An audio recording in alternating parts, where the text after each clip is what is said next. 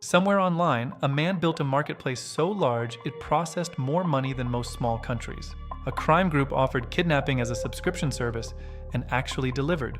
And a network of illegal servers hidden inside a nuclear bunker ran untouched for years because law enforcement literally could not break down the walls. These are not myths, they are documented cases. Every person involved has a name, every event has a court record. Today we are going into the darkest layer of the internet, the stories most people never hear. We'll start with the strange and work our way to the truly terrifying.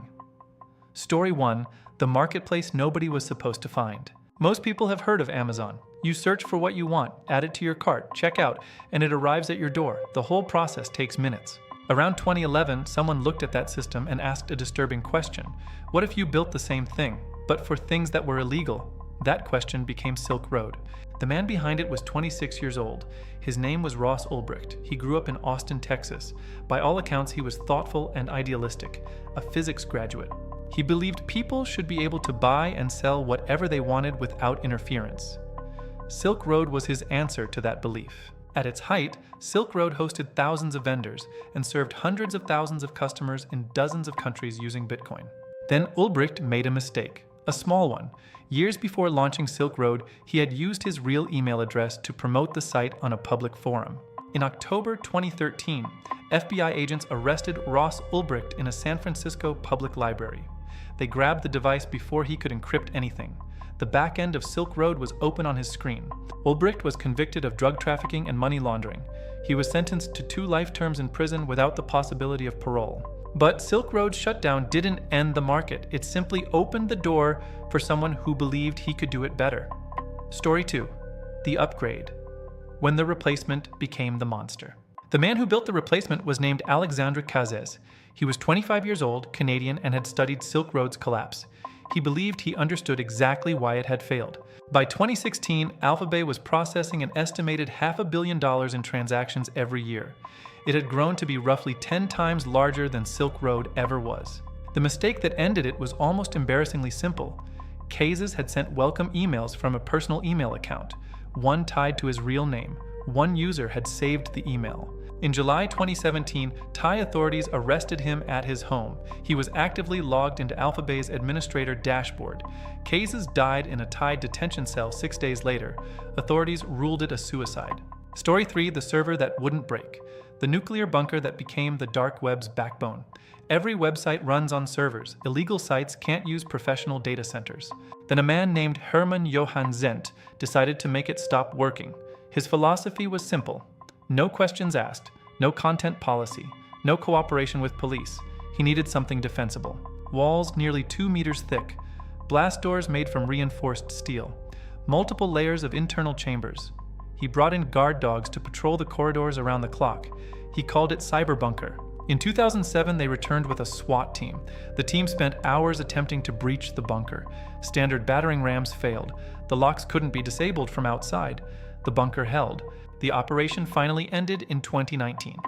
German investigators linked CyberBunker's servers to a massive cyber attack on Deutsche Telekom. Zent was convicted in 2021 and sentenced to 5 years and 9 months. Story 4: the package nobody should have opened. The dark web's strangest trend. Around 2017, a trend started. Mystery boxes.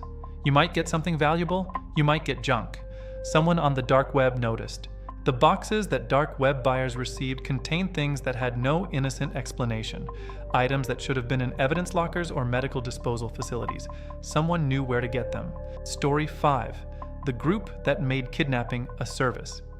In 2015, a journalist found a website professionally laid out. It offered a specific service: abduction for hire. Clients could submit a target's details. The group called themselves the Black Death. In July 2017, a case emerged. A 20-year-old British model named Chloe Ayling traveled to Milan for a photo shoot. When she arrived, she was drugged and taken. Captors demanded a $300,000 ransom. 6 days later, she walked into the British consulate with Lukasz Herba. He was arrested. Ayling said they released her because she was a mother. Herba was tried and sentenced in 2018 to 16 years. Story 6: the identity that was sold. In 2018, Anne Elizabeth Hagen disappeared from her home in Norway. Her husband Tom Hagen returned home to find her gone. A ransom note was left behind, 9 million euros in cryptocurrency. The note warned that any deviation would result in harm. Investigators traced the wallet to a 29-year-old Norwegian man. He was arrested, and he had absolutely no connection to the case. His identity had been purchased on the dark web to create a false trail. The real perpetrators would remain invisible. The man was released. He had been used as a human decoy without his knowledge. The case remains open. The final chapter: the man behind the curtain. For years, a figure known only by a username administered one of the dark web's most active criminal forums, an information exchange for operational knowledge. He thought he was invisible. What ended it was a physical failure. During stress, he made posts containing details specific enough for investigators to cross-reference. Physical surveillance did the rest. Mark Kachia was arrested in 2022. Every person thought they were unreachable. They were wrong. The dark web is real. The crimes are real. But so is the trail. There is always a trail. A forgotten email address, a personal detail in a forum post. The internet remembers everything, and eventually so does the law. Love you guys. Peace.